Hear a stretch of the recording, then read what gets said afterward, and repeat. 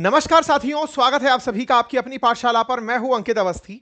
भारत के प्रधानमंत्री इजराइल की यात्रा पर 25 फरवरी को जाने वाले हैं। इससे पहले ही मिडिल ईस्ट में इजराइल के विरोध में और ऐसा माहौल बन चुका है एक अमेरिकी राजदूत के विरोध में कि अरब राष्ट्र इजराइल के प्रति अपना गुस्सा पब्लिकली दिखा रहे हैं। इजराइल वैसे ही सुर्खियों में बहुत रहता है और भारत के प्रधानमंत्री की एक दिन बाद की यात्रा ऐसे समय में जब विरोध हो रहा हो बहुत मायने रखती है। ऐसा क्या हुआ, इजराइल के खिलाफ अरब वर्ल्ड के लोग क्यों उतर आए, इन सब विषयों के ऊपर आज चर्चा करेंगे। हाल ही में आपको मालूम होगा कि ट्रंप के इंटरफेरेंस से गाजा को लेकर पीस प्लान जारी हुआ था और उस पीस प्लान के बाद अब अचानक गुस्सा उतारने की मेजर वजह बनकर आए एक व्यक्ति जो अमेरिका के राजदूत हैं, इजराइल में पोस्टेड हैं। इन्होंने हाल ही में अपना एक इंटरव्यू दिया अमेरिकी पत्रकार को। उसका नाम है टकरसन। इंटरव्यू में इन्होंने जो बात कही, उस बात से अरब वर्ल्ड के लोग उखड़ गए। आप कहेंगे इनके बयान, जो कि एक अमेरिकी राजदूत है अमेरिकी पत्रकार को इंटरव्यू देते हैं, इससे इजराइल के खिलाफ गुस्सा क्यों? क्योंकि इन्होंने इजराइल के पक्ष में बयान देते हुए कहा कि इजराइल चाहे तो नील नदी से लेकर यूफ्रेटस नदी तक का जो भी एरिया है उस पर कब्जा कर सकता है। इनके इस बयान से एक मायना निकल कर आया कि हाल ही में तो ट्रंप ने पीस के नाम पर गाजा के लिए बोर्ड ऑफ पीस बनाया और उसको पूरी तरह से दुनिया भर के देशों से पैसा लेकर बेच खाया। ऐसे में क्या इजराइल अमेरिका का एक आर्म बनकर इजिप्ट में बैठी नील नदी से लेकर इराक सीरिया में बहने वाली यूफ्रेटस फरात नदी तक के क्षेत्र को लेने के बारे में तो प्लान नहीं कर रहा है? और अगर ऐसा है तो इस अमेरिकी मंशा का अगर समय रहते विरोध नहीं हुआ तो फिर कब होगा? यही कारण है कि यूएस एनवॉय के बयान, जिनका नाम है माइक हकाबी, उनके बयान पर मिडिल ईस्ट उबला हुआ है। यह बयान कैसे समय पर आया, क्यों आया, क्या है इसके मायने और सही में बयान क्या था, वो भी मैं आपको बताऊंगा। ऐसा क्यों कहा गया कि इनकी एक रिलीजियस पुस्तक में ऐसा लिखा गया है, उस रिलीजियस पुस्तक का कंटेक्स्ट और ग्रेटर इजराइल की बात यहां पर होगी। यहां पर बात होगी इजराइल के यहूदी होने पर, यहां पर चर्चा होगी अरब वर्ल्ड के मुस्लिम होने पर, चर्चा होगी अमेरिका के ईसाई बहुल होने पर, चर्चा होगी कि ये तीनों ही एक अब्राहम की संतान के रूप में कहां से अपने आप को कनेक्टेड पाते हैं और किस बात पर झगड़ते हैं।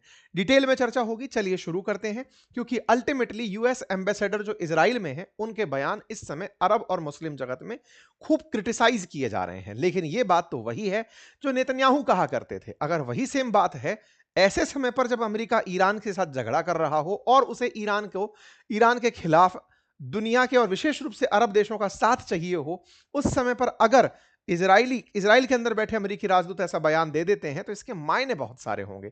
खैर, इन मायनों पर आगे बढ़ेंगे, लेकिन फिर भी एक बार जल्दबाजी में जल्दी से जानकारी दे दूं। तमाम साथी जो मेरा कोर्स एनरोल कर चुके हैं उनको बहुत सारी शुभकामनाएं। जल्दी ही आप लोगों को बहुत सारी चीजें इस कोर्स में मिलने वाली हैं। आप सभी को अवेयर हो तो मैं आपको बता दूं, मैंने आज से एक दिन पहले ही आप लोगों के लिए AI mastery powerful AI tools का एक कोर्स निकाला है, जिसमें बिगिनर से लेकर प्रो तक के लिए आप सभी के लिए 20 से अधिक एआई के टूल्स का इस्तेमाल करते हुए आपके जीवन में कैसे इनका अंतर क्रिएट किया जा सकता है, जिसमें लेटेस्ट सर्वम एआई का भी जिक्र है। ChatGPT, Gemini, DeepSeek, Cursor, Grok, Higgsfield, Kimi, जितने भी प्रकार के टूल्स हैं, इनका आप अपने जीवन में कैसे यूज कर सकते हैं। चाहे अखबार पढ़ना हो, चाहे नोट्स बनाना हो, टाइम टेबल बनाना हो, रेज्यूमे बनाना हो, कंटेंट राइटिंग हो, स्क्रिप्ट लेखन हो, यूट्यूब हैंडलिंग हो, एसईओ करना हो, ये सब बातें मैं अपने वीडियोस के अंदर क्लास वाइज क्लास सिखाता चला जा रहा हूं और बहुत अल्टीमेट रेस्पॉन्स उसका मिलना शुरू हो चुका है। आप में से अगर कोई साथी अभी इसको लेना चाहता है तो अवश्य ले ले, क्योंकि अभी शुरुआती 7 दिनों तक 33% आप लोगों को ऑफ इस कोर्स में दिया जा रहा है। ये कोर्स बातें बाजार के एप्लीकेशन पर है, जिसका लिंक मैंने कमेंट बॉक्स में पिन किया हुआ है। एप्लीकेशन से और यूट्यूब उससे वेबसाइट से आप इस कोर्स को ले सकते हैं। जल्दी करते हैं, आगे बढ़ते हैं साथियों। इजराइल में अमेरिकी राजदूत हैं माइक हुकाबी। उनका बयान आया जिससे सऊदी अरब, मिस्र, जॉर्डन सब लोग नाराज हुए। बयान ऐसा था जिसे धार्मिक और राष्ट्रीय भावनाओं को भड़काने वाला माना गया। ये उस बयान के खिलाफ आए हुए तमाम कमेंट्स हैं जो कि फॉरेन मिनिस्ट्रीज की तरफ से जारी किए गए। किंगडम ऑफ ये सऊदी अरेबिया की तरफ से आया ये पूरा पूरा बयान है जो विरोध कर रहा है। कतर का विरोध है, तमाम मुस्लिम राष्ट्रों के विरोध है। और ऐसे में उन कमेंट्स में विशेष रूप से जब ये विरोध जारी हुआ तो लोगों ने खूब ज्यादा उन देशों को मतलब भला बुरा कहा जो मुस्लिम देश हैं, अरब वर्ल्ड के देश हैं। उनके लोग ही अरब वर्ल्ड के इन राजनेताओं को क्रिटिसाइज कर रहे हैं कि तुम ही लोगों ने अमेरिका को फिलिस्तीन का सौदा करने दिया। गाजा पीस प्लान में तुम ही लोग साझा होने गए थे। तुम ही $7 बिलियन गाजा रिकंस्ट्रक्शन के नाम पर ट्रंप को दिया है, जो ट्रंप अपना शहर बसा रहा है। इजराइल के हाथों गाजा का जो भी हाल हुआ, उसके बाद में गाजा की पुनः बसावट में हमास को हटाने वाले तुम ही थे। तो ये लोग कमेंट्स में बहुत भला बुरा कहने लगे। इससे ये बात तो समझ में आती है कि मुस्लिम देश के जो राष्ट्राध्यक्ष हैं, देशों के जो राष्ट्राध्यक्ष हैं, वो भले ही अमेरिका को बिके हुए हों, लेकिन अमेरिका के प्रभाव क्षेत्र से इन देशों की जनता मुक्त है। वो खुल करके फिलिस्तीन का साथ ना देने पर इन मुस्लिम राष्ट्राध्यक्षों को भला बुरा कहती हुई सोशल मीडिया पर दिखती है। खैर, अब आते हैं माइक हकाबी पर। ये कौन है? सुनने के लिए केवल अमेरिका के राजदूत हैं इसराइल में, लेकिन ये बहुत प्रतिष्ठित राजनेता भी हैं। कैसे राजनेता हैं? ये वो व्यक्ति हैं जो कि अमेरिका के एक राज्य के गवर्नर रह चुके हैं और 2 बार अमेरिका में राष्ट्रपति पद के लिए चुनाव में अपनी दावेदारी पेश कर चुके हैं। इतना ही नहीं, इन्हें रिपब्लिकन पार्टी के अंदर, ट्रंप की पार्टी के अंदर बहुत इज्जत प्राप्त है, इसीलिए ट्रंप ने इन्हें इस क्षेत्र में नियुक्त किया है। ये रिपब्लिकन पार्टी की तरफ से 44th गवर्नर रह चुके हैं इनके अरंगसास करके जो राज्य है उसके अंदर। साथ ही साथ में ये एक बहुत अच्छा daily radio programme the Mike Huckabee show के नाम से भी होस्ट करते आए हैं। मीडिया पर्सनैलिटी हैं। अपने शो के चलते फॉक्स न्यूज में भी सुर्खियों में रहे हैं। प्रेसिडेंशियल नॉमिनेशन भी इनका रहा है 2008 और 2016 में। तो ये काफी अच्छे लेवल पर अमेरिका में चर्चित, प्रतिष्ठित एक commentator, TV news commentator, anchor, ये सब रहे। और उसके बाद, मतलब ये उनकी उस समय की तस्वीरें हैं जब ये अपना स्पीच दे रहे थे साउथ कैरोलिना में प्रेसिडेंशियली प्राइमरी के लिए। उस समय पर भी इनका नाम चर्चा में रहा। खैर, जब ट्रंप राष्ट्रपति बने तो इन्होंने उनको समर्थन दिया और ट्रंप ने इन्हें बदले में इजराइल का राजदूत बनाकर भेज दिया। ये इजराइल में थे तो इनका इंटरव्यू लेने के लिए आए एक और न्यूज के एंकर जिनका नाम है टकर कार्लसन। ये जो टकर कार्लसन है, ये भी अमेरिका के बहुत प्रतिष्ठित न्यूज एंकर हैं। इनके शो की जो भी बातें होती हैं वो कट करके जब डलती हैं तो बहुत सारे न्यूज चैनल्स में न्यूज बनाती हैं। ऐसे में इनके द्वारा जो बनाई गई न्यूज थी वो धीरे धीरे सुर्खियों में आने लगी। टकर कार्लसन ने जो बयान दिया वो हेडलाइन बनना शुरू हुआ। It would be fine if they took it all. ये अच्छा होगा यदि इजराइल ये सारा की सारा ले ले। ये टकर कार्लसन के वीडियो के अंदर की क्लिप्स हैं जिसमें जो बातें कही गई हैं वो मैं आपको बता रहा हूं। उस बात में यह कहा गया है कि बाइबल के अनुसार अब्राहम के वंशजों को वो जमीन मिलेगी जिसे आज पूरा मिडिल ईस्ट शामिल होगा। इब्राहिम के वंशजों के बारे में बात की गई है। कार्लसन ने इस बयान में जब यह कहा तब ये हकाबी कहते हैं कि अगर वे चाहें तो वे सब ले लें। कौन चाहें? इजरायली लोग चाहें। यही कारण है कि अल जजीरा इंग्लिश चैनल हो या तमाम जगह हो, वहां पर अमेरिकी राजदूत की तरफ से इजरायली मंशा का समर्थन करने पर विरोध किया जाना शुरू हुआ। तमाम प्रकार के न्यूज चैनल्स ने यही लाइन उठाकर करना डालना शुरू किया कि खुद राजदूत के मन में यह मंशा है कि जो इजराइल चाहे तो इस पूरे क्षेत्र को ले ले तो गलत नहीं है। इसका मतलब अमेरिका यही चाहता है। देखो, राजदूत अपने आप में, जैसे अपने देश के अंदर भी जब अमेरिकी राजदूत यहां पर आए हुए हैं तो उनके जितने भी बयान हैं उनको अमेरिका का बयान ही माना जाता है। बिल्कुल वैसे ही यहां पर अमेरिका के राजदूत के जो भी बयान हैं उनको अमेरिकी बयान ही माना जा रहा है और वैसे ही इन्हें ट्रीट किया जा रहा है। तो इनकी प्रतिक्रियाएं आना शुरू होती हैं। You are saying that the origin is dead, मतलब तमाम बातें जो भी हैं इन सब के बारे में निकल निकल कर चीजें आई। ऐसे में हकाबी जो कि राजदूत हैं, जो खुद ईसाई धर्म को मानते हैं, कट्टर इजरायली समर्थक हैं, और उन्होंने इस बात को कहते हुए कई बार यह भी कहा कि फिलिस्तीन जो है वो पहले तो ब्रिटेन के कंट्रोल में था, वहां पर अरब लोग आ गए, लेकिन फिलिस्तीन को लेकर के वो इतना ज्यादा झगड़ा क्यों करते हैं? वो तो ब्रिटिश टेरिटरी था, तो वो वैसा ही रहना चाहिए। तो इनके बयान हमेशा विचित्र रहे हैं। फिलहाल जिस बारे में चर्चा हुई है वो ये वाला क्षेत्र है जिसे ग्रेटर इजराइल कहा जाता है। अभी जो इजराइल है वो बहुत छोटे से क्षेत्र में है, इसमें गाजा पट्टी और वेस्ट बैंक को लेकर के बवाल मचा रहता है, क्योंकि वो पहले फिलिस्तीन का था, अभी भी फिलिस्तीन ही है, लेकिन जितना बच गया उतना ही है। कहते हैं कि पहले तक, इसके पीछे बहुत बार मैंने सेशंस किए हैं। फिलहाल पर अभी हम फोकस वापस से करते हैं जहां पर चल रहे हैं। ये वाला जो जानकारी दे रहा हूं मैं वो ये है, इजिप्ट के अंदर एक नदी बहती है जिसका नाम है नील रिवर, और यहां से लेकर के यूफ्रेटस रिवर, ये यूफ्रेटस रिवर जो है इसके बिल्कुल ईरान से होते हुए, सीरिया से होते हुए, ये टिग्रिस यूफ्रेटस दो नदियां हैं। इनमें से यूफ्रेटस नदी, जिसे फरात नदी के नाम से भी जाना जाता है, इससे लेकर के इस क्षेत्र को ग्रेटर इजराइल माना जाता है। मतलब इजराइल मानता है कि हमारी किताबों में जो इनकी रिलीजियस टेक्स्ट हैं उसमें लिखा गया है कि यह क्षेत्र जो इजराइल के संस्थापक रहे या यहूदियों के जो गॉडफादर रहे, जो गुरु रहे, उनको, उनके द्वारा यह जगह यहूदियों के लिए की गई है। तो ऐसी अगर जगह है कोई, तो इसमें तो बहुत सारे क्षेत्र शामिल हो गए। इजिप्ट इसमें शामिल हो गया, जॉर्डन इसमें शामिल हो गया, सीरिया हो गया, इराक हो गया, कुछ एरिया सऊदी का भी चला गया। और तो और जो छोटू मोटू देश यहां पर कुवैत टाइप के हैं वो भी आ गए। और बाद में पता चले कि इजराइल इन सब के साथ और छोटे मोटे देशों को ले गया। तो ये सब चीजें दर्शाती हैं कि महत्वाकांक्षा असल मायने में इन लोगों की कहां लैंड कर रही है। ये ग्रेटर इजराइल का जो कंसेप्ट है, यही नेतन्याहू भी बार बार कहते रहते हैं। ऐसे में बड़ा सवाल यह बनता है कि कौन सी रिलीजियस टेक्स्ट है जिसको आधार मानकर यह बात कही जा रही है।